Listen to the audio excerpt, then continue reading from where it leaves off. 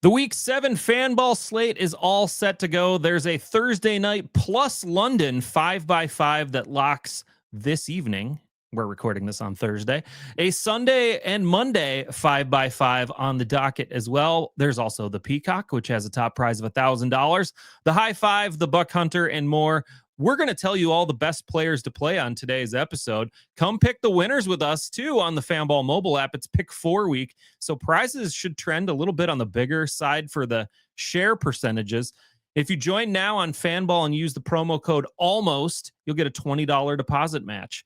We're also brought to you by Game Blazers, which just announced its single biggest weekly prize pool ever. 75 grand will be given away during Week 9's midseason madness. You still have a couple of weeks to stock your inventory and stack those lineups, and you can do that with 4 to 5 packs that are on sale for just $5 a piece while supplies last. I think I saw there's just under 2,000 of those packs left, so act now. You get 3 untradeable cards for just $5. Use promo code FFAD when you make your first deposit for a match of up to $100, and then you can build your ultimate fantasy team right now over at Game Blazers. Today, we dive deep into the Week 7 Sunday slate on Fanball with Mr. T-Bone Jones, but first, Less Than Jake. From the Sports Hub Games Network,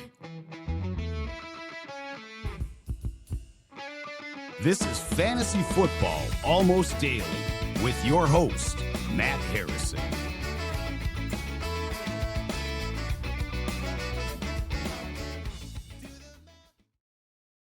Trevor, you're back. And we're hotter than ever on Fantasy Football Almost Daily with our picks. I nailed a couple last week. I think you nailed a couple last week. You keep cashing in all the internals. I don't know what's going on, but maybe everybody's taking your picks, using them, and it's working out for them over my picks. So use Trevor's picks today on the Fantasy Football Almost Daily podcast. Trevor, what's going on? Not too much. Week 6 was a little sluggish. Not my favorite weekend of football, but that's the great part. We got another week, and hopefully it's a little better. Yeah, this week is pretty interesting because we're missing the Bills and Ravens with bye weeks. The Steelers and Bengals are Thursday night. The London game is not in the Sunday slate. That's the Rams and Jaguars. And then the Lions, Bucks, Seahawks, and Texans are all on Monday night. So we're down to 11 games, and I listed a bunch of teams with some pretty primo players. It's going to be slim pickings in Week 7, but I think we found some good guys, and we've got you covered today. First, I want to go around the league and look at the latest injury updates. News team, assemble!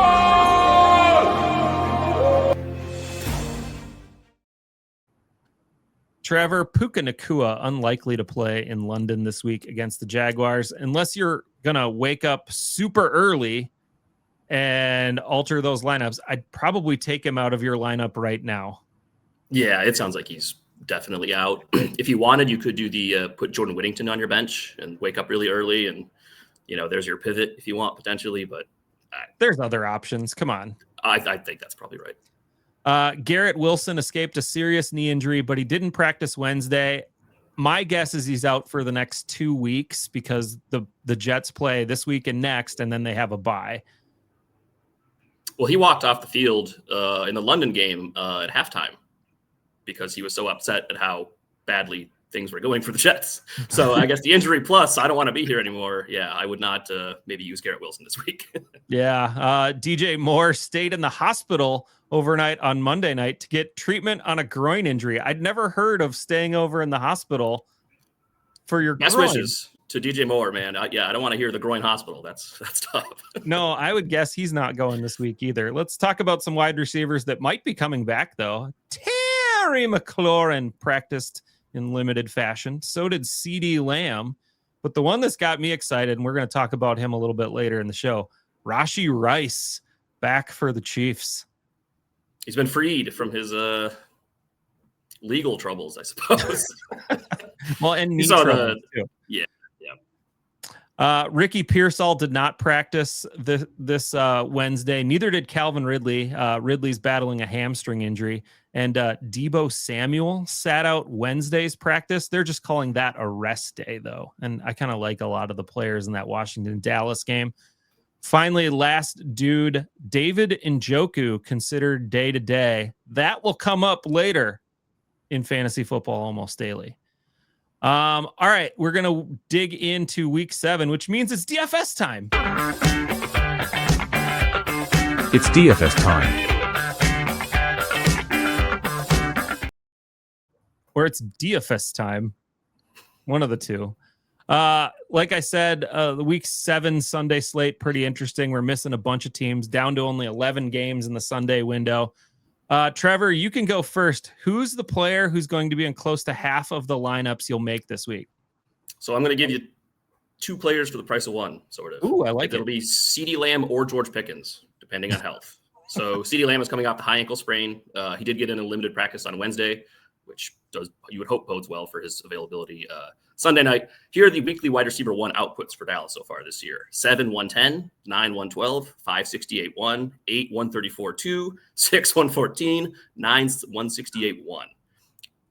If CeeDee Lamb is out, play George Pickens. If they're both in, play CeeDee Lamb. Washington's bottom half the league in wide receiver yards, catches, and touchdowns allowed. You can easily swap. It's a 325 game, so you have some availability if you want to pivot to Drake London. If you don't like either of these guys, he's a Sunday night game.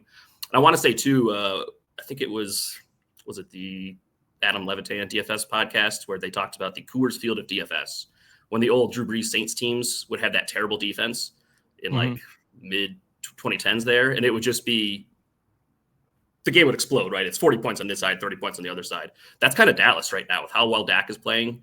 When they get that fast turf at home, it's just Dak plus that defense, man. It's just spike weeks. Well, I slacked you about total points in Dallas's last 5 games earlier. 57, 59, 80, 45, and 77. And the over-under for this game is 54.5 in that Dallas-Washington game. So this is going to come up a few times in this week's game. I will mention, though, I don't know if CeeDee Lamb is wide receiver 1 there anymore.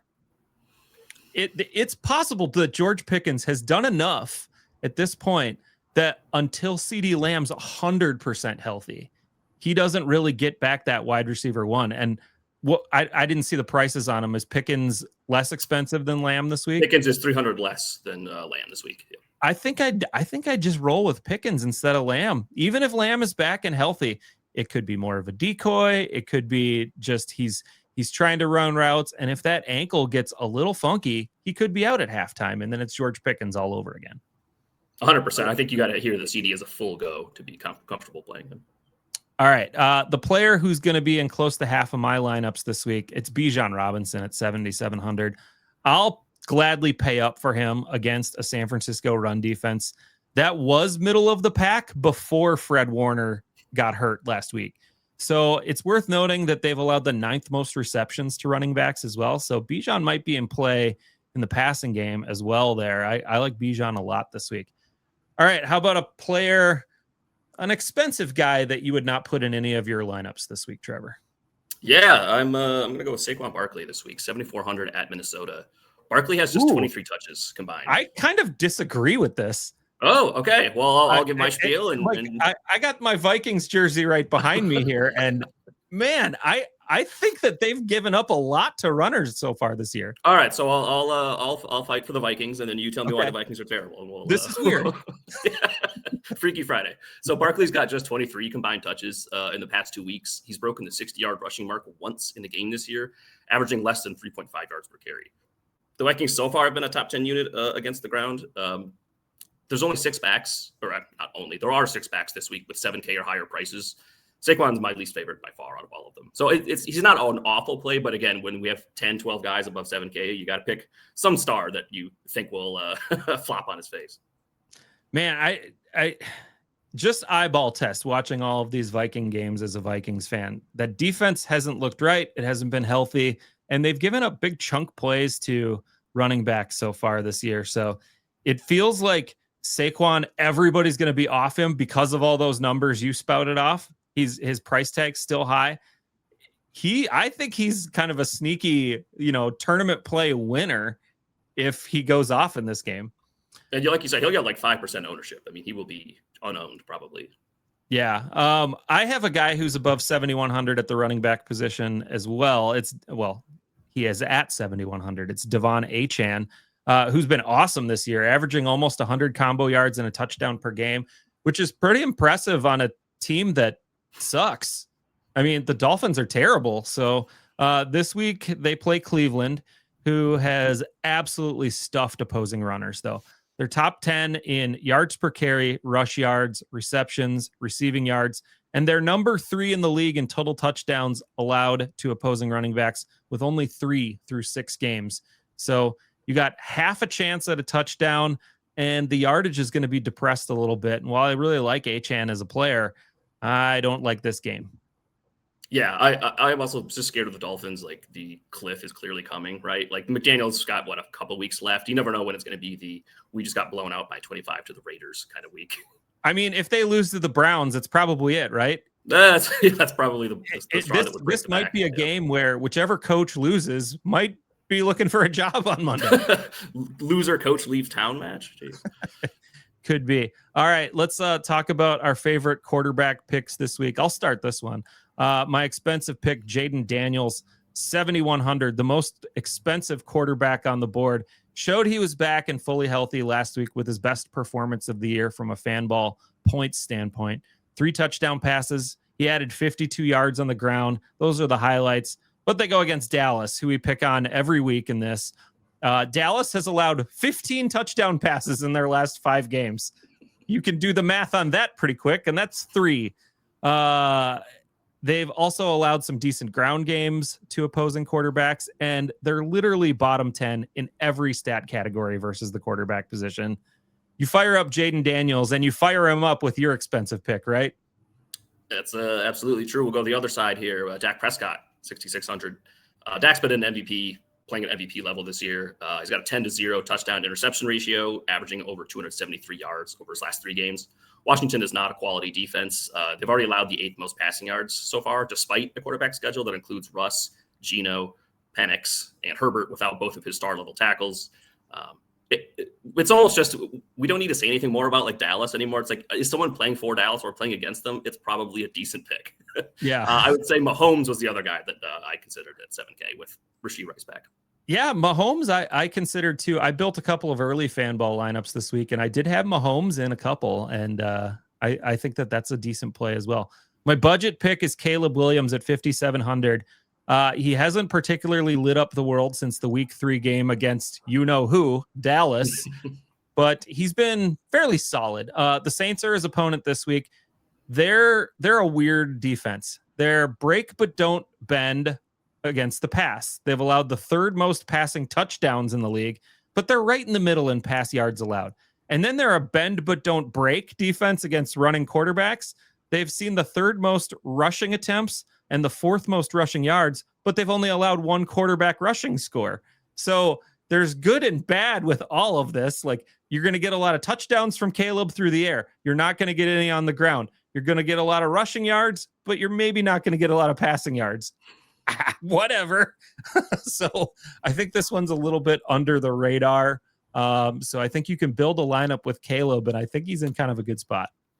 Yeah, full transparency. So usually I get to pick our players first and then send them to Matt so we don't overlap. So Matt got first pick this week, and both of your expensive and cheap quarterbacks were the guys I would have lined up. So that's right. Take Matt's advice over mine, and I'll make my best case for Spencer Rattler. 5,300 at Chicago. Yeah, the other side of the game. It was him or Justin Fields, who I just watched London, and it was like eye-bleedingly bad. So here we go. So despite already having had their bye, Chicago's allowed the 3rd most passing touchdowns. Oh, they also have the 3rd lowest sacks as a defense. Rattler's been decent this year, a 6-to-1 touchdown to interception ratio.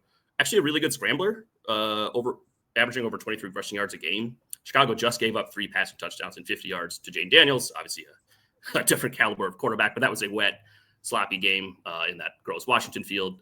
It's a bad week for cheap quarterbacks not named Caleb Williams. So I would just ride with Caleb, and then if you really need to save money, maybe you can pay a Rattler with Olave or something. All right, I like it. Running back plays. I should say I nailed last week's running backs. I mean, I had Christian McCaffrey as my expensive guy, and I had Rico Dowdle as my cheap guy. And you had first pick last week, and I nailed these last week. You did. So I get to go first this week, and I totally stole your guy, Josh Jacobs, at 7,300.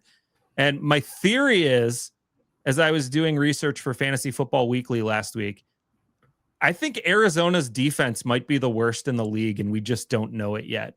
And I know we're talking running backs here, but here's the quarterbacks they faced to start the year: Spencer Rattler, Bryce Young, Mac Jones, Sam Darnold, Cam Ward, and Daniel Jones.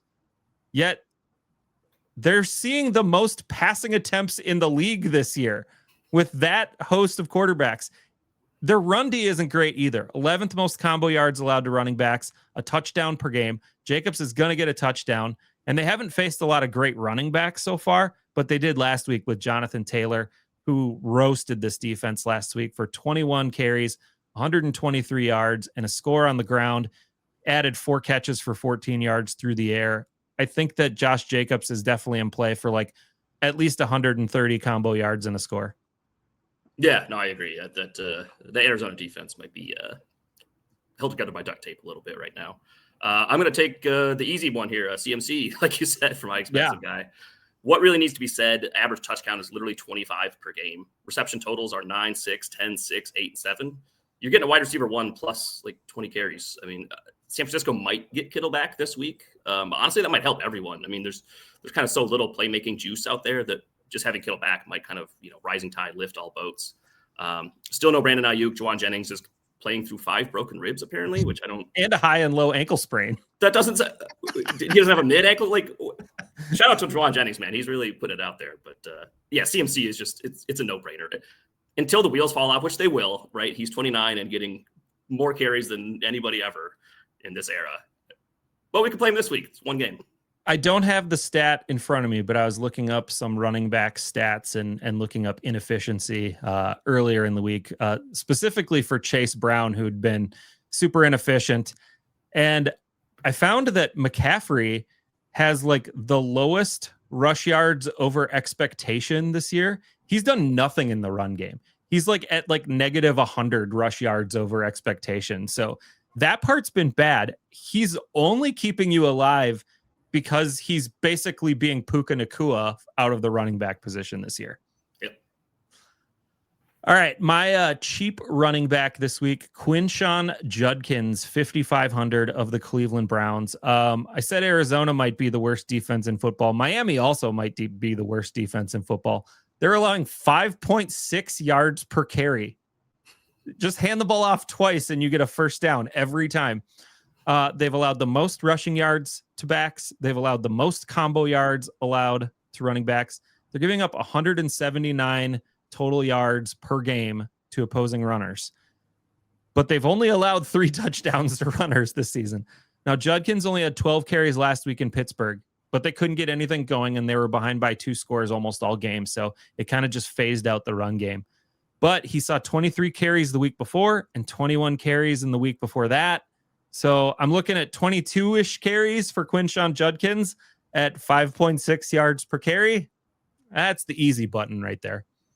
Especially in a game script where, I don't expect the Dolphins to be ahead by 2 touchdowns, right? Quinshon Judkins should be available to run the ball as much as he'd like. So it should really be definitely a slowed down version of this game too. So yeah. And just player talent. I mean, Judkins is juicy. Like, he's got some explosiveness. He's really... Judkins is juicy. So I'll go with another guy in that price range, Kamani Vidal, the Chargers running back at home against Indianapolis. In the first game without Omarion Hampton, Vidal saw the lion's share of the work.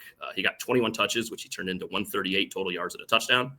His backup, Hassan Haskins, who we thought would be involved, did see some work, but just 7 touches, 23 yards. Smarter football people than I said that Vidal was very good at pass protection. And for a Chargers offense that's missing both of their star tackles, that could be very valuable for the rest of the season here. So 15 plus touch expectation for a home running back, sub 6K is always a really good play. And then again, another guy I considered was Breece Hall, but just the Jets, I just can't right now. I'll stick with Vidal. I got a Jets guy coming up later in the show.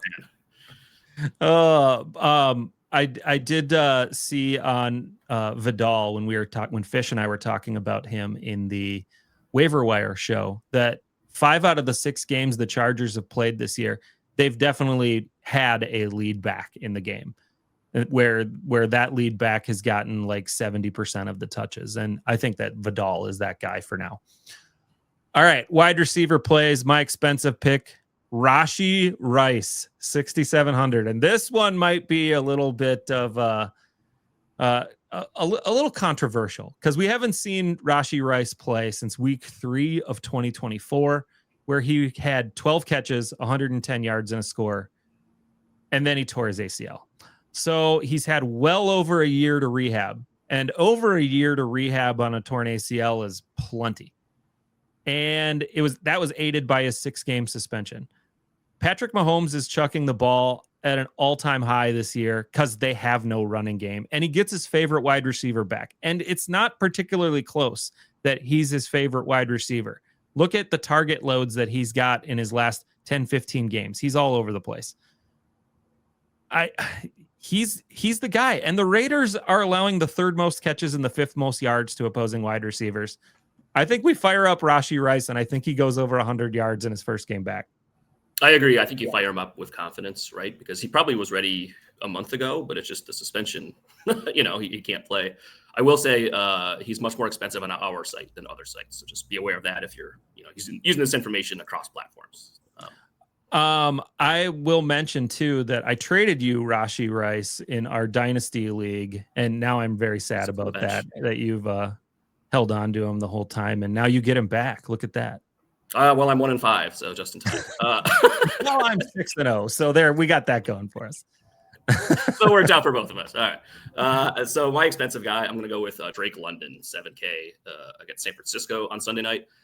He's received target totals in order this year of 15 for the Sunday night Vikings game, where the Falcons ran the ball the entire game, 8, 10, and 16.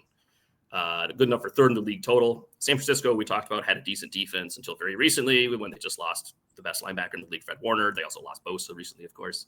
Over the last 2 weeks, San Francisco has given up the following receiver lines: 5 for 88, 10 for 85 and 1. That was Puka, who's probably the best kind of Drake London comp there. 2 for 72 to Tutu Atwell. They also gave up 45 yards to Sterling Shepard and Tez and Cameron Johnson, who both play for Tampa Bay, which I learned this past week. So yeah, they both scored. Yeah. San Francisco letting everybody have it. So yep. All right. I can dig it. My budget guy, Keenan Allen, who hasn't scored in 3 weeks. And I think that's why the Wizard has depressed his value down to 4,800. But he's still averaging 8.5 targets per game. And he hasn't seen fewer than 7 targets in a game this year. The Colts secondary has a glaring hole in the slot. That's where Xavier Howard decided to retire. And his replacement, Chris Lamons, is out this week.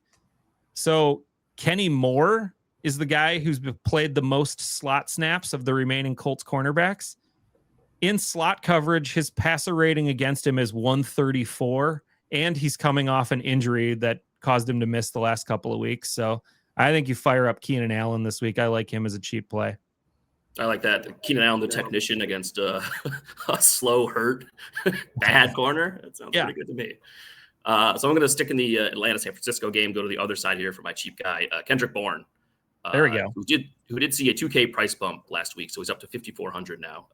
Still no Ayuk, probably no Pearsall again this week. Juwan Jennings and his ribs are doing their best. Bourne has seen 20 targets over the past 2 weeks, and he's put up exactly 142 yards each week.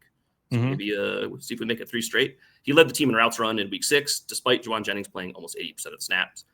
Atlanta's defense looks tough on paper, but again, their schedule has been very easy. JJ McCarthy, Mariota, and Bryce Young are 3 of their 5 opponents faced.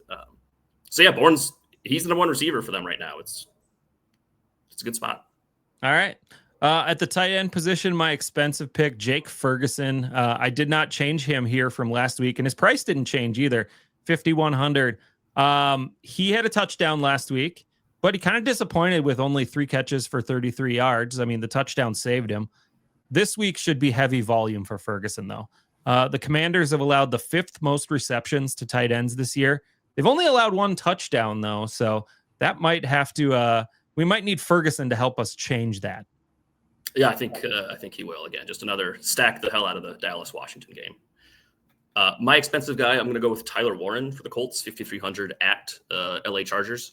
He leads the team in targets so far this year. He's also getting schemed up touches in the red zone. He's had a tush push, and he's gotten handoffs. He already has a rushing touchdown this year. there's no other tight end who's getting that kind of usage, right? He has scored a touchdown in 2 straight games now, and he only has 1 game this year where he failed to crack double-digit FanBall points. So he's a very high floor tight end, which doesn't really exist. And he's got a ceiling that I don't think he's seen yet. I think this is a guy that we could see, 8 catches, 70 yards, a couple carries, and a rushing touchdown too. Big ceiling potentially for Tyler Warren.